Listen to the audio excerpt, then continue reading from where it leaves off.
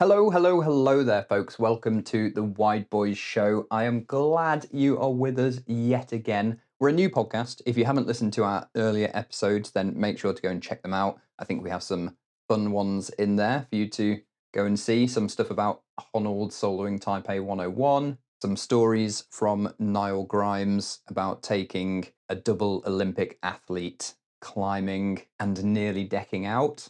Some good little stories in there. Some episodes about the Big O and also some stuff about the Pro Climbing League. There's lots of little things to dig into right away. If you are new here, check out those other episodes. Of course, listen to this one first because this one is going to be, well, it's going to tickle your ears. It's going to be fantastic. Hopefully. But what have we got on today? We actually have Emile on today, Emil Abrahamsson. Those of you who are psyched on YouTube will, I'm pretty sure you will have come across Emile. He is a Swedish, I'm going to say he's a Swedish boulderer. He's done competitions in the past, international competitions. He's very strong. He's climbed up to 8B plus boulder.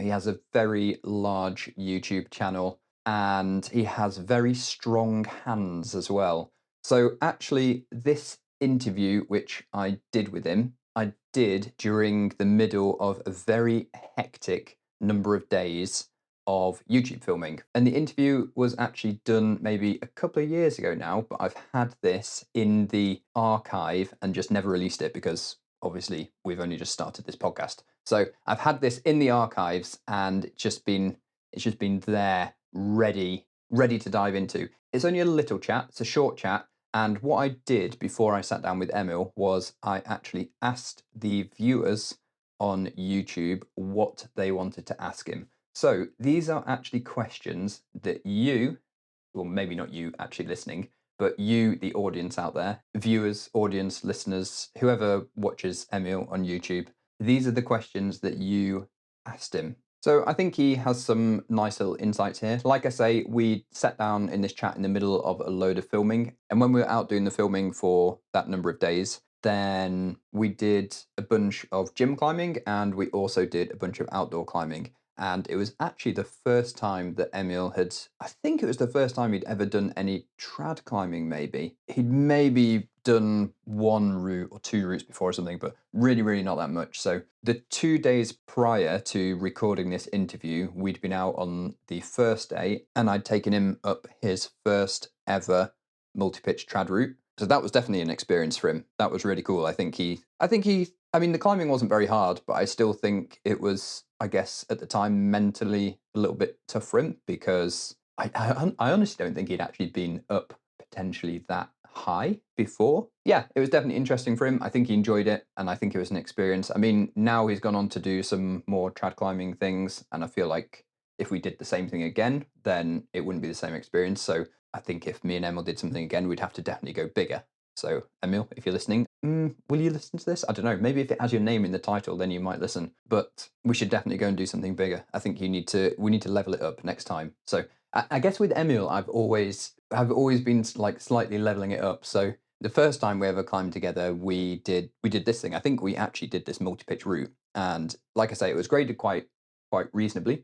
And then the second day we ever climbed together, we then went to the profile wall in Norway. This was actually the day before the interview, which is coming up. He tried a 7B crack route on trad, and he gave it some proper effort. I mean, if you are interested in seeing those videos, they're great videos. I mean, you just have to dig back through the Wide Boyz YouTube archive. So go and check those out. It's with Emil and Matilda, actually. They're really good videos, but Emil put some proper good fight in on this route. Some proper try hard. That try hard actually really makes sense with some of the stuff that he says in this interview. We definitely know that Emil likes to try hard, and maybe that's one of the kind of reasons why he's so good and why he's able to get up things and why he's able to get up really hard stuff, basically. I think the try hard effort is something that can get you a long way. It's something I've really valued as well in everything I do, my climbing and every kind of other bit of life. If you put that little bit of extra effort in, it doesn't even need to be loads, but if you just put that little bit of extra effort in consistently over a very long period of time, then that actually makes a very big difference. It can just be like 1 or 2%. And that can be 1 or 2% on a session. It could be 1 or 2% on a move. Obviously, you can't do this all the time, and it's more just about focusing and thinking.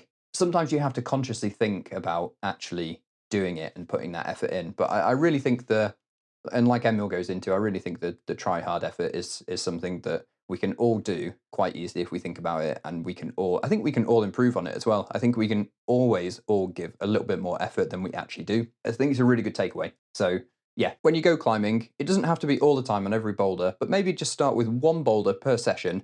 Actually really just think, okay, I'm going to give it that extra little bit of percent, and that extra little bit percent every time I think it will really, really help you. I've gone off on a little bit of a tangent there. I have no idea what I was talking about. Something about Emil. He's a good climber. He's strong.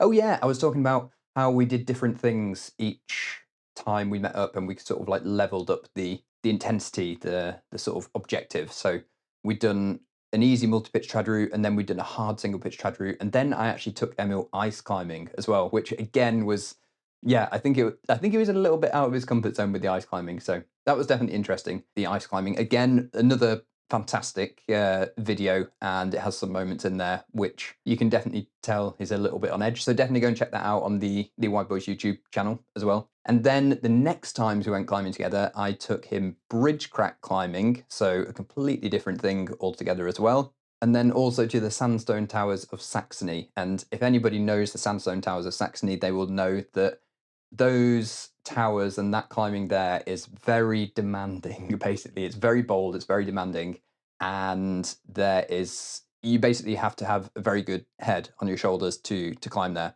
The ethics are quite strong there, so there is no metal protection that you place. It's just knotted slings, and also you're not allowed to use any chalk. And also the gear can sometimes be quite sparse, the runouts can be long, and it all just feels very exciting. So climbing there is definitely an experience. So I really feel like with Emil, we've leveled up the experience each time. Next time we climb together, Emil, we need to ramp it up. We need to ramp it up, and new experiences. I think that's always good. Okay, so on that note, with the Sandstone Towers analogy, I think that leads us perfectly into our opener, which actually, in case you didn't listen to the last podcast, I just want to mention again that we have a new theme tune. So originally Tom was doing our theme tune, and I just pulled this old clip from some random footage that I took of Tom singing and playing the guitar whilst we were on a climbing trip.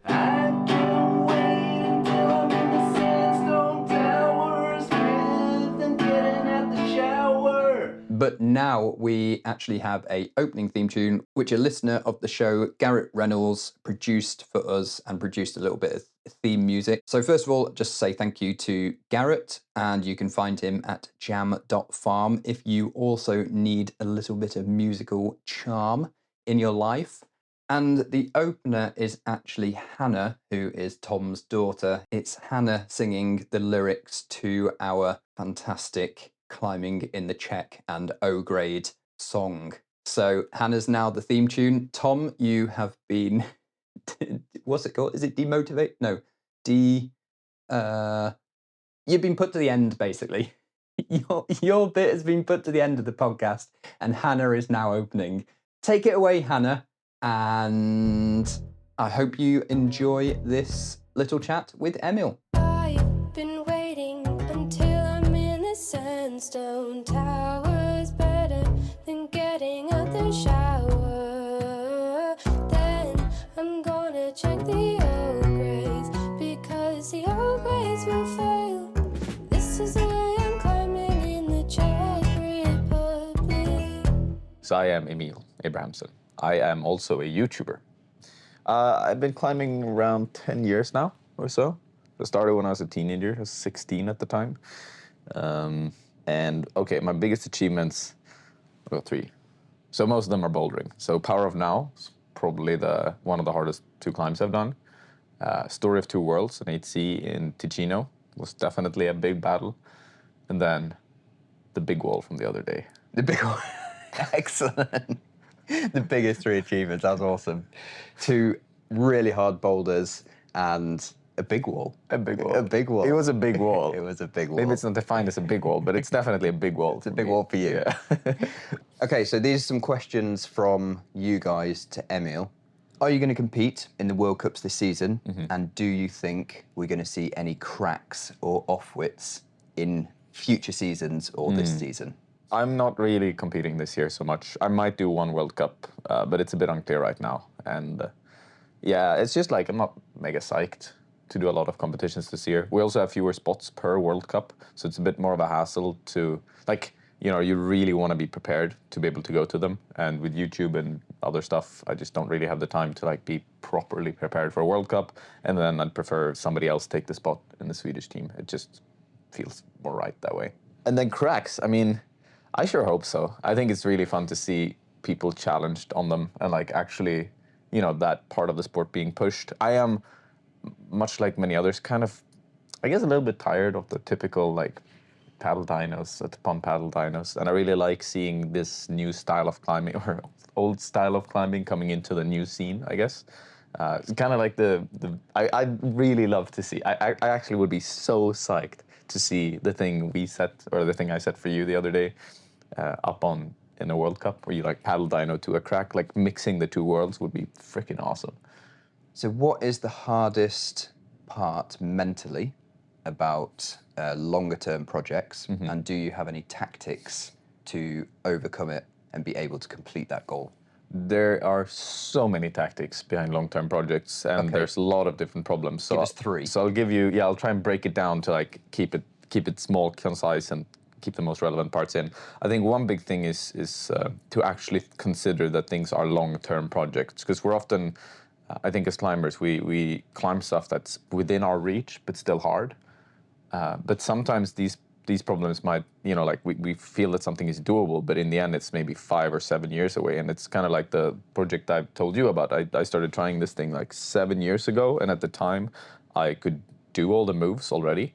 And 7 years later, I can still do all the moves, but I've had 2 sessions where I've been red pointing it out of 50, 70, somewhere around there. So 2 sessions that I've actually tried to climb the entire boulder. But before that, I was only working moves and thinking of it as like, this is gonna end when it's time for it to end, because it's just so incredibly hard to link the moves together. So like really considering that things are long-term, like as long-term as they possibly can be. Like there's no need to start trying stuff before everything's perfected if it's properly hard for you.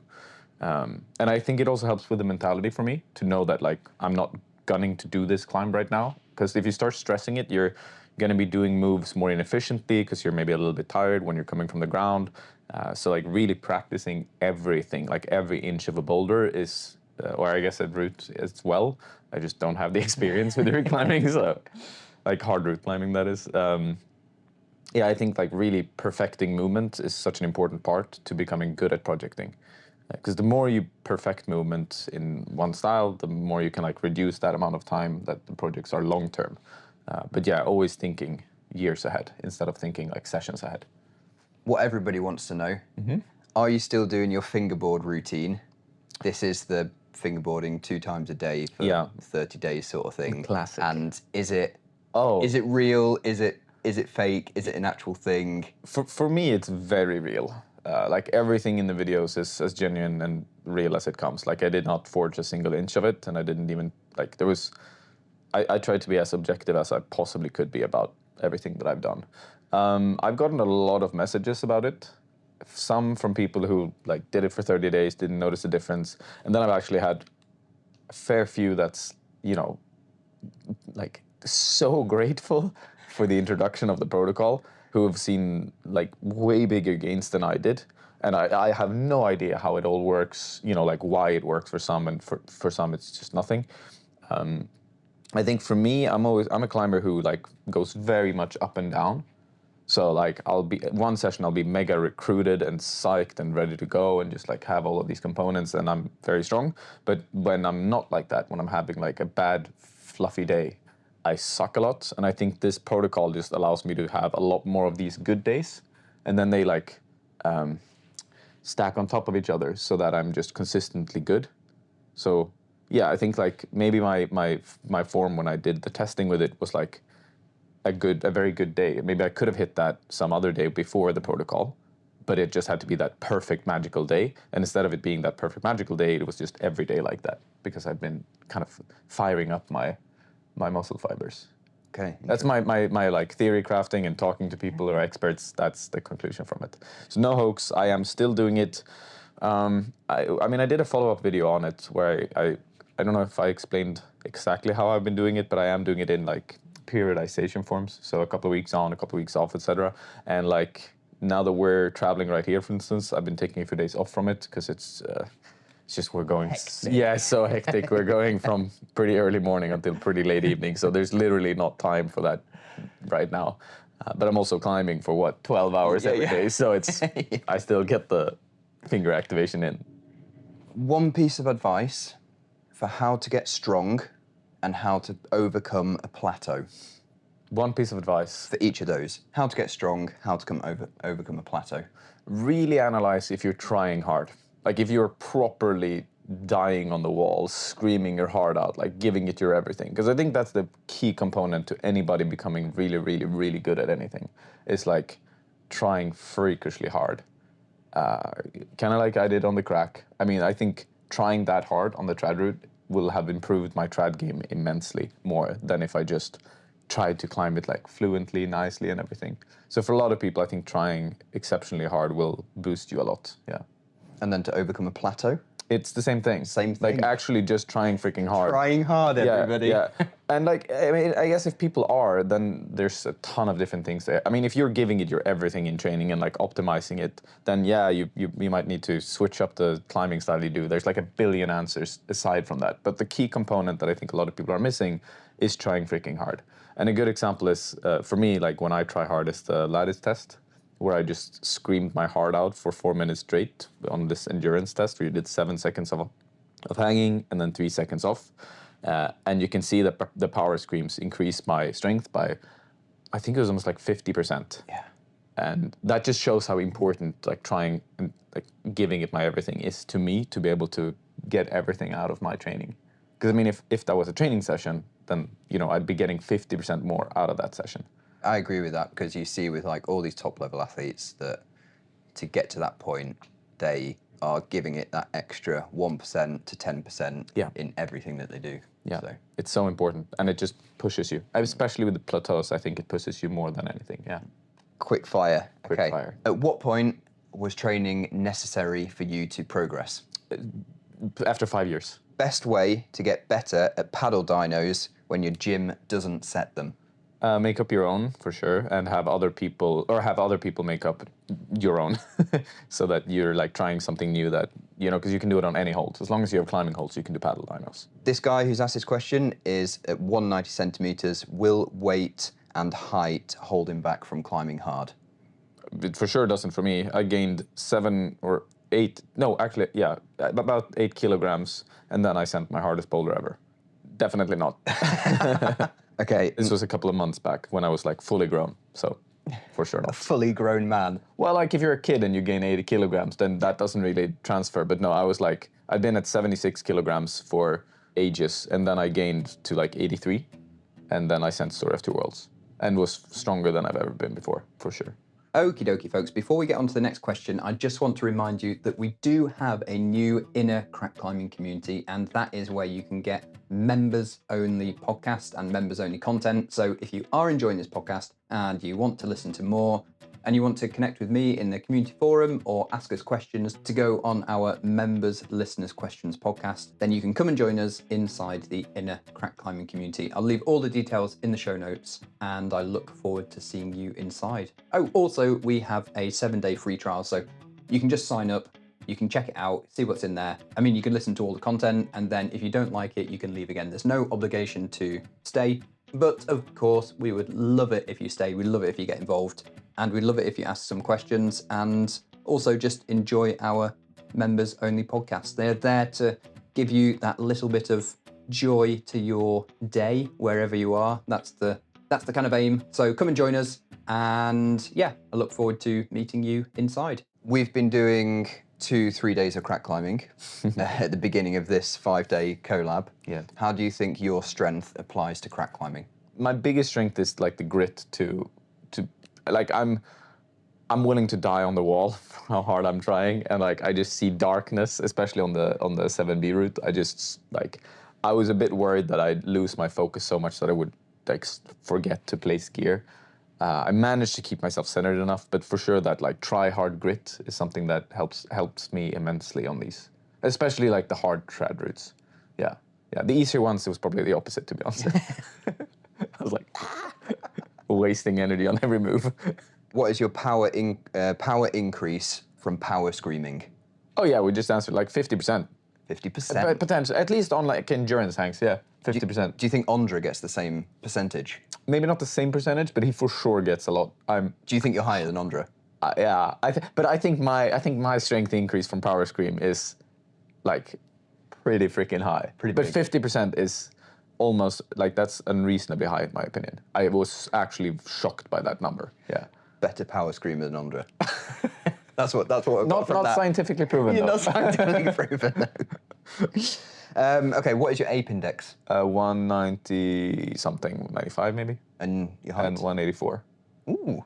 Yeah, good. I've got quite long arms as well. Yeah, Long arms. yeah, good reach. Somebody had asked, what pants are those that you're wearing? The ones that broke. I think they must have been. I think it was in the Paddle Dino video. And then somebody else asked, it was followed by, those pants look like my grandma's couch.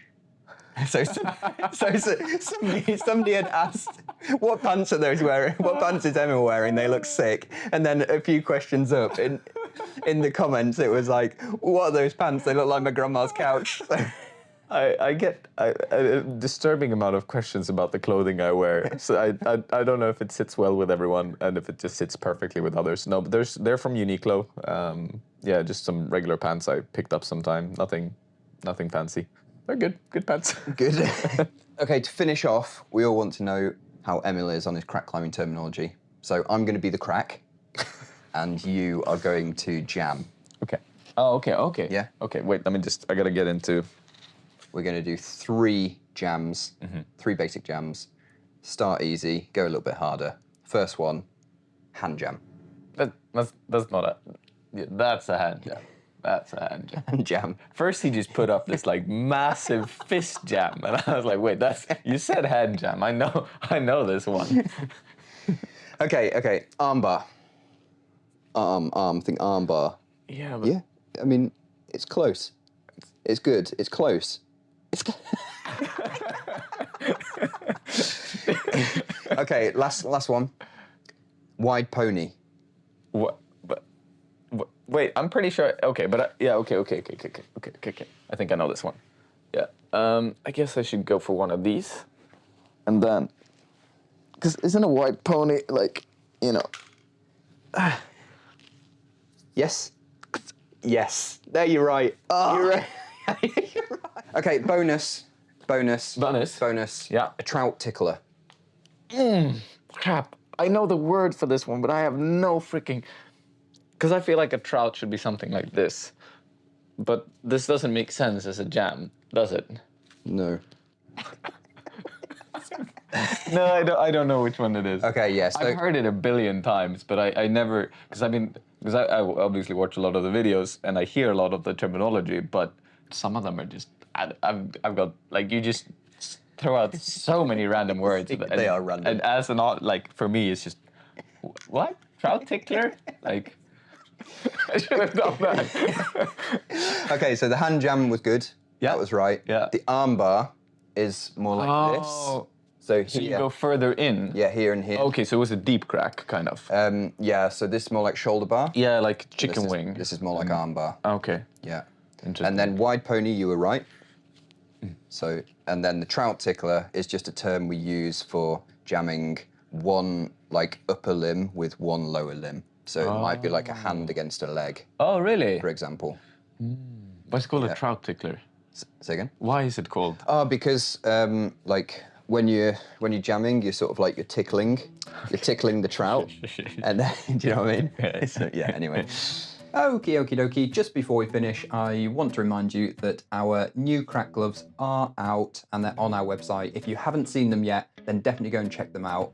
It's something we have been working on for a long time. We really feel like they're a level up from our previous crack glove. Stickier rubber, better fit, and essentially just much nicer for crack climbing. So if you are keen on getting a new pair of crack gloves, then definitely go and check that out on our website. And on that note, I will leave it there. And Tom, you can round us out with your singing about O grades in the Czech Republic. Take it away.